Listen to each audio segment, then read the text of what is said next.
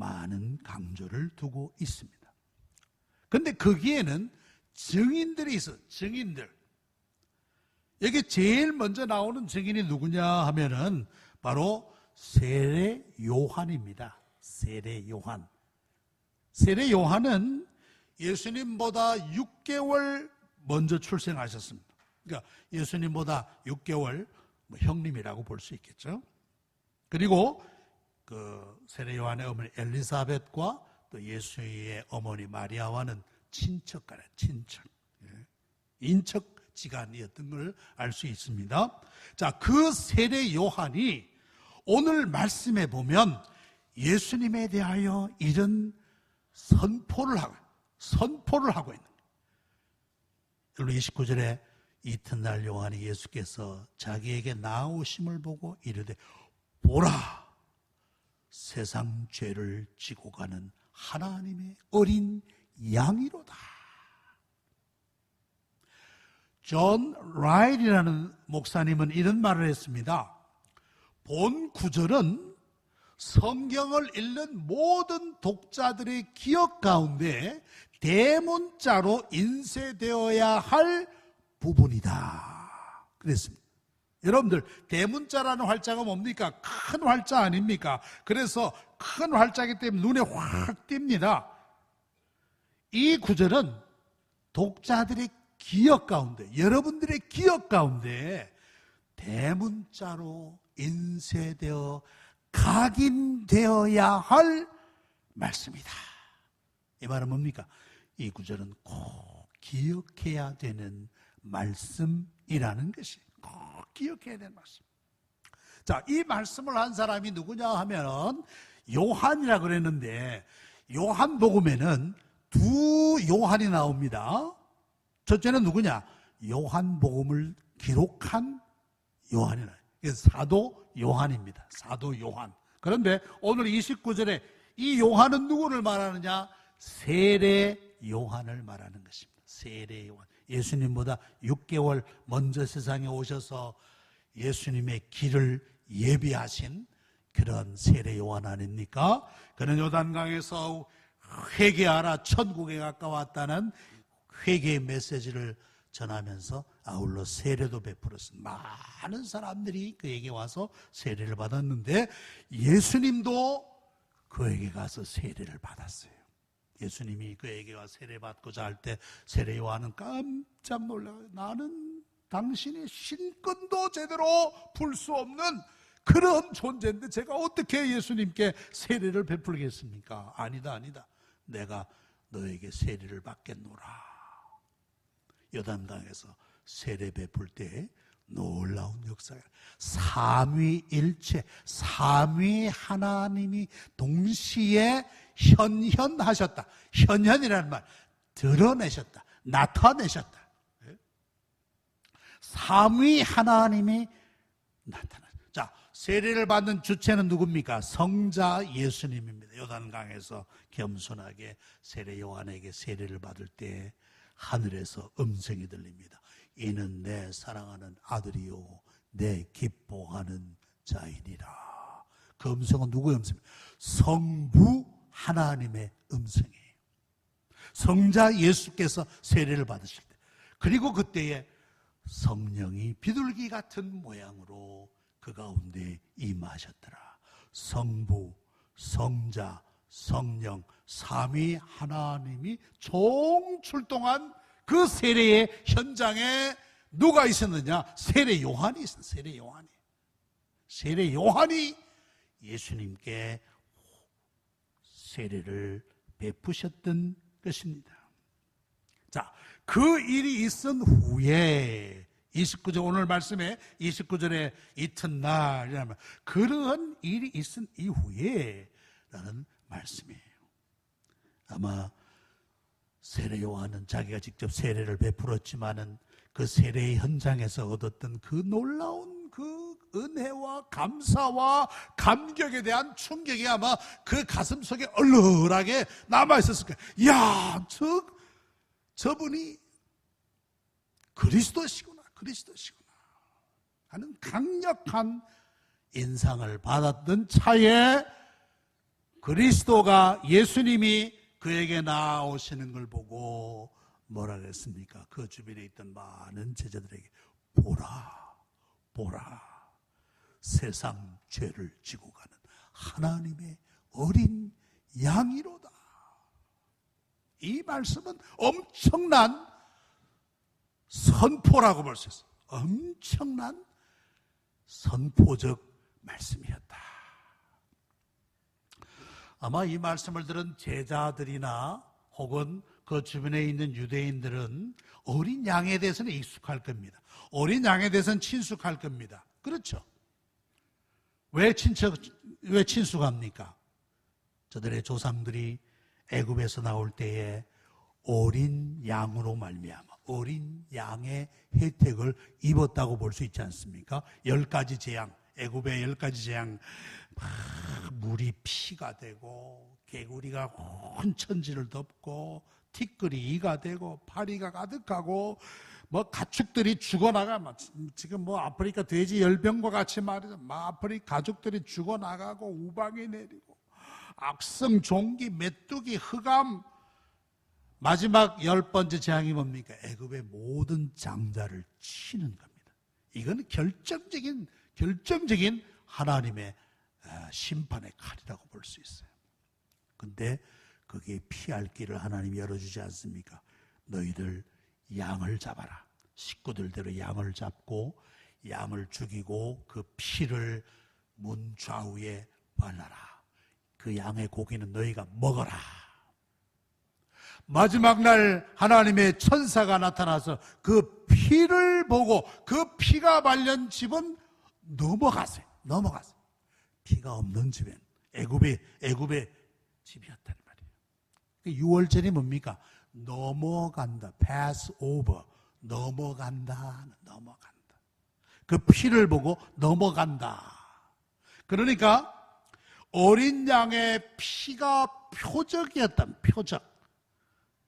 자, 그래서 이스라엘이 구원받고 이스라엘이 이제 애굽에서 드디어 430년간 종살이 하다가 그거 다 이제 내려놓고 나오게 되지 않습니까? 즉 그것은 뭐냐? 이스라엘의 구원을 의미하는 거예요. 구원. 자, 그 구원의 중심에 누가 있었느냐? 어린 양의 희생이 있었다는 거예요. 어린 양의 희생. 그래서 아마 유대인들 혹은 예수님의 제자들, 이 세례 요한의 한 말, 보라, 세상 죄를 지고 가는 하나님의 어린 양이로다. 어린 양이로다. 여기는 아주 익숙한 그러한 느낌을 갖지 않았을까, 그렇게 생각합니다. 뿐만 아니라 그들은 매일 아침 저녁마다 저들의 죄를 위하여 성전에서 어린 양을 제물로 바쳐야 했어요.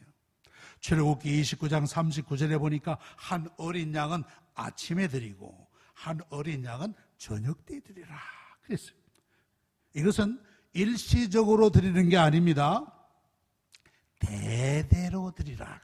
대대로. 너희들이 살아 존재하는 한 이러한 제사를 드리라. 그것을 통해서 하나님이 저들을 만나주시고 아울러 저들에게 속죄의 은혜를 내려주시겠다라고 하는 약속이에요. 약속. 어린 양을 아침 저녁으로 드리라. 우리가 이 말씀을 볼 때 우리도 날마다 시간마다 주님의 속죄의 은혜가 필요하다. 우리에게도 이런 속죄의 은혜가 필요하다.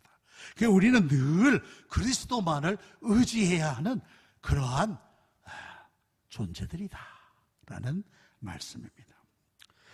또한 어린 양에 대한 말씀이 나오는데 이사야 53장 7절에 보니까 그런 말씀이 나옵니다. 그가 곤욕을 당하여 괴로울 때에도 그의 입을 열지 아니하였으며 마치 도수장으로 끌려가는 어린 양과 털 깎는 자 앞에서 잠잠한 양같이 그의 입을 열지 아니하였도다 그랬습니다. 실제로 양을 잡는 모습을 본 어떤 목사님이 그럽니다. 양은 주인이 자기를 죽이려고 칼을 목에 대도 그저 그 칼을 순수하게 받아들인다 그래요. 아마 주인을 그렇게 신뢰하는 까닭에 그렇게 큰 저항 없이 죽임을 당하는 거죠. 그냥 죽임을 당하는 거예요. 양이. 반면에 염소는 주인이 자기를 죽이려고 하면 야단 법석에 그냥 소리를 지르고 도망가려 그러고 막 난리 법석을 피운다 그래. 양은 주인이 자기를 죽여도 그 칼을 다 받아들이는 거예요. 여기에도 마치 도수장으로 끌려가는 어린 양과 털 깎는 자 앞에 잠잠한 양과 같더라. 이 말씀은 누구냐? 메시아가 그렇다는 거예요.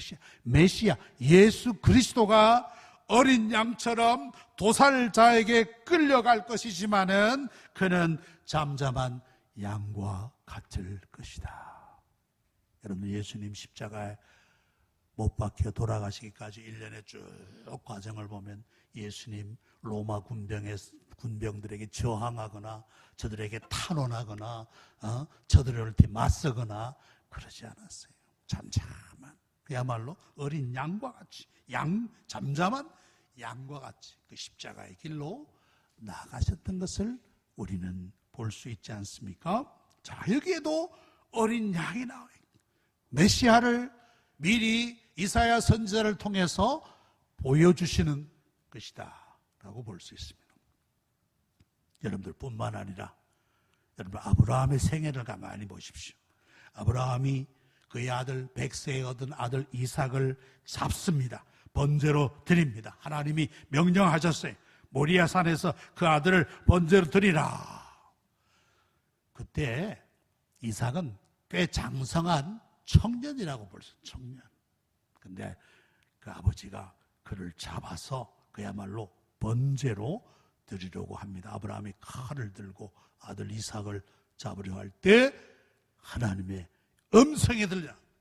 아브라함아, 아브라함아, 그 아이에게 손대지 마라. 내가 내 아들, 내 독자까지 내게 아끼지 아니하고 나를 경외하는 줄 내가 알았다. 하나님이 말씀하죠. 아브라함아, 알았어. 그래.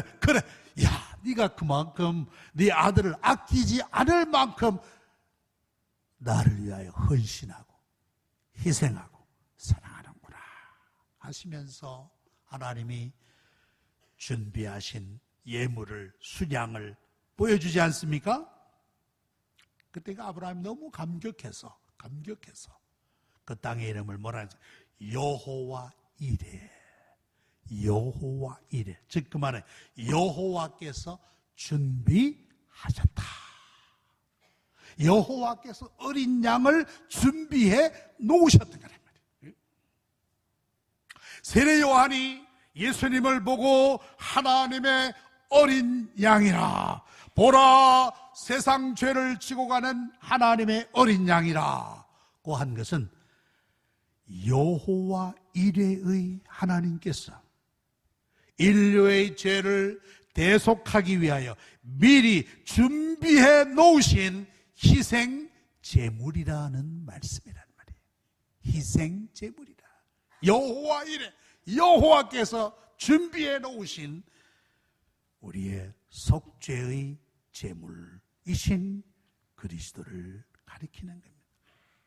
그래서 세례 요한은 예수님을 보자 세상 죄를 지고 가는 하나님의 어린 양이로다. 세상 죄를 지고 가는 하나님의 어린 양이로다. 여러분들, 이 지고 간다는 말이 나옵니다. 지고 간다. 이 원어적인 뜻을 보면 그게 세 가지 뜻이 있어요. 첫째는 뭐냐? 든다, 들어 올린다. 돌을 드는 것처럼, 의자를 드는 것처럼 든다는 뜻이 있고, 두 번째는 진다는 뜻이, 진다. 십자가를 진다, 짐을 진다. 세 번째 의미는 뭐냐? 옮긴다, 가져간다. 돌을 무덤에서 옮긴다. 우리가 이 세 가지 의미를 같이 모아볼 때 어떻습니까? 예수님은 세상의 죄를 대신 지시고 가져가셔서 옮겨놓으신다. 속죄의 사역을 보여주는 말씀이다. 속죄의 사역. 동에서 서가 먼 것처럼 죄를 옮기실 것이다. 죄를 옮겨놓을 것이다. 우리의 모든 죄를 대속하기 위하여 예수님 십자가에 높이 달려서 우리의 모든 죄의 짐을 다 지시고 그 죄를 우리에게서 옮겨가신 거예요. 자기가 그 죄를 옮겨받으신 거란 말이에요. 그래서 그가 십자가에서 죽으신 거예요. 베드로전서 2장 24절에 보니까 친히 나무에 달려 그 몸으로 우리 죄를 담당하셨으니, 뒷부분은 우리 성도님들이 읽어주시면 좋겠습니다. 시작. 이는 우리로 죄에 대하여 죽고 의에 대하여 살게 하려 하심이라. 그가 채찍에 맞음으로 너희는 나음을 얻었나니. 친히 나무에 달려. 나무가 뭐예요? 십자가를 말하는 거예요. 우리의 죄를 담당하셨다. 우리의 죄를 지셨다. 우리의 죄를 옮기셨다. 우리의 죄를 가져가셨다. 여러분, 구약시대에 속죄 제사 가운데 아사셀이라는 제도가 아사셀. 아사셀이라는 말은 내보내는 염소라는 뜻입니다. 내보내는 염소라. 속죄일 날 두 염소를 준비합니다. 두 마리의 염소를 준비해서 한 마리의 염소를 먼저 뽑습니다. 먼저 뽑힌 염소는 제물이 되어서 번제로 드려지고, 나머지 또 한 마리의 제물은 뭐냐? 아사셀이 되는 게 아사셀. 아사셀은 이스라엘의 모든 죄를 그가 홀로 지고 광야로 보내지는 양이 되는 것입니다. 그러면 대제사장이 그 머리에 안수합니다. 기도하겠죠. 하나님, 우리의 모든 죄와 허물을 이 아사셀 위에 올려놓습니다. 하나님, 이 아사셀을 통해서 우리의 죄를 옮겨주세요. 우리의 죄를 속하여 주세요. 우리의 죄를 다 가져가 주세요. 라고 기도한 후에 그 양을 광야로 보내는 겁니다. 저는 그걸 생각해 보면 참 비장한 장면이 될 것이다. 그 염소가 말이죠. 혼자 그 광활한 광야에 혼자 떠나보내는 거예요. 그는 이스라엘의 모든 죄를 다 담당하고 그 광활한 광야를 헤매는 거예요. 음매하면서 헤매다가 결국은 죽게 되지 않겠습니까? 그러면서 이스라엘의 모든 죄를 대속하게 되는 것이에요. 대속하게 되는 거예요. 그게 아사셀의 제도였습니다. 그것 또한 우리의 속죄를 보여주시는 그런 사진이라고도 생각할 수가 있을 것입니다. 하나님의 어린 양이신 예수님 이처럼 우리의 죄를 위하여 희생 제물로 십자가를 지셨던 겁니다. 그래서 롤 코크라는 분은 그런 말을 했어요. 그리스도의 희생 제사는 영속적인 것이며 그의 피는 결코 마름이 없다. 그리스도의 희생제가 단번에 이루어졌지만 그 효과는 지금도 영속적이다. 그를 믿는 모든 자에게 영속적인 은혜를 주고 그의 피는 마름이 없다. 마름이 없다. 어느 시골 교회에서 연세 많으신 할머니가 세례를 받을 준비를 하고 있었습니다. 그런데 그 할머니는 배운 것이 너무 적어서 어려움도 있었어요. 그래서 걱정도 많았습니다. 내가 세례를 어떻게 받을 수 있을까? 그때 그 며느리가 그렇게 말해서, 어머니, 목사님이 반드시 요거는 물을 거예요. 왜 예수님께서 십자가에 달려 돌아가셨습니까? 라고 물으시면 꼭 이렇게 대답하세요. 내 죄 때문에 돌아가셨습니다. 내 죄 때문에. 이것만 기억하면 됩니다. 걱정하지 마세요. 어머니 걱정하지 마시고 꼭 내 죄 때문에 돌아가셨다라고만 말씀하세요. 세례문답 당일이 돌아왔어요. 목사님이 예상대로 물었습니다. 할머니, 왜 예수님이 십자가에 달려 돌아가셨지요? 라고 묻자 그 할머니는 주저하지 않고 예, 우리 며느리 죄 때문입니다.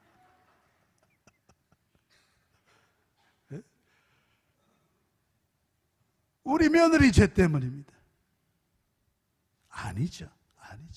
내 죄 때문에, 내 죄 때문에, 내 죄 때문에 돌아가셨다는 믿음이 꼭 필요한 거예요. 다른 사람이 아니라, 다른 사람의 죄가 아니라 내 죄 때문에, 나의 억만 죄를 대속하기 위하여 예수님 십자가에 달리셨던 것입니다.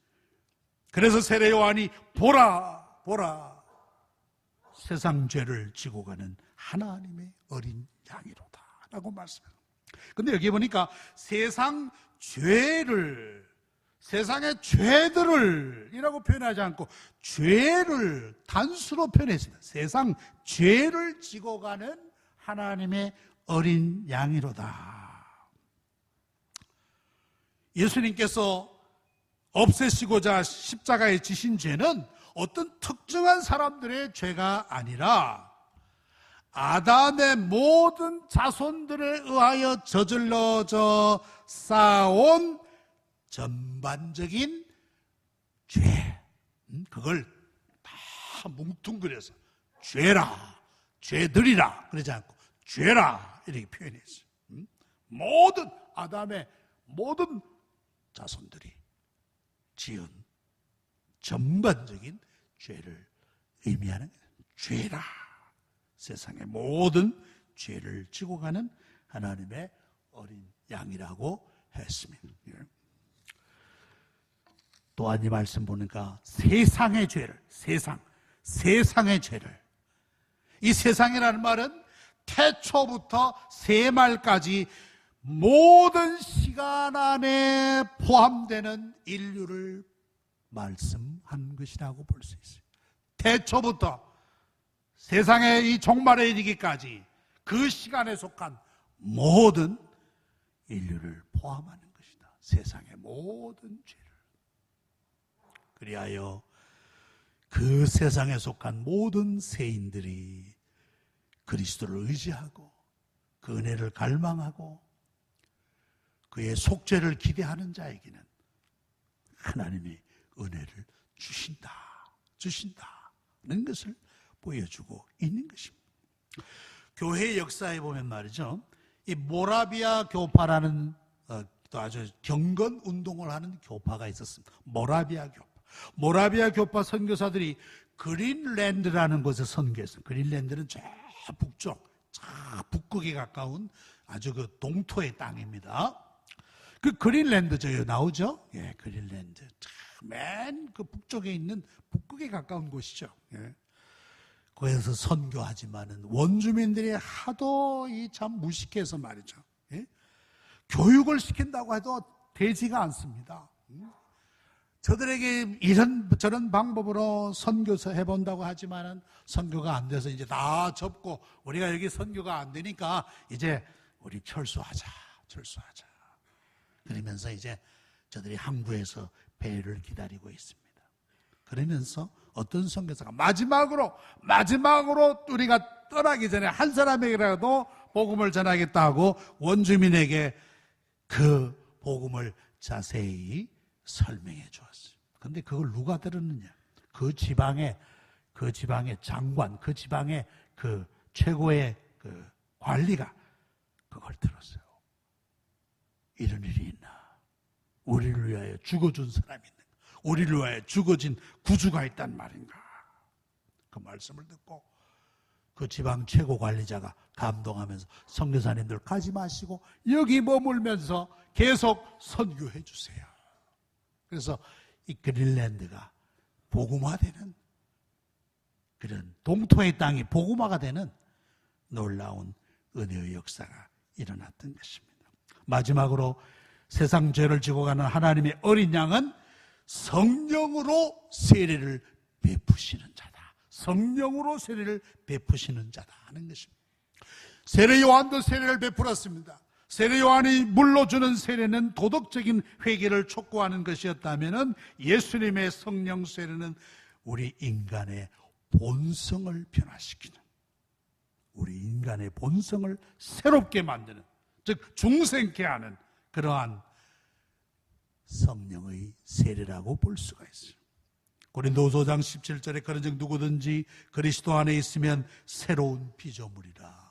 이전 것은 지나갔으니 보라 새 것이 되었도다. 그리스도를 믿는 사람은 이미 성령 세례를 받은 사람이라고 볼 수 있어요. 그래서 그는 그리스도의 몸에, 즉 교회의 일부가 되는 것입니다.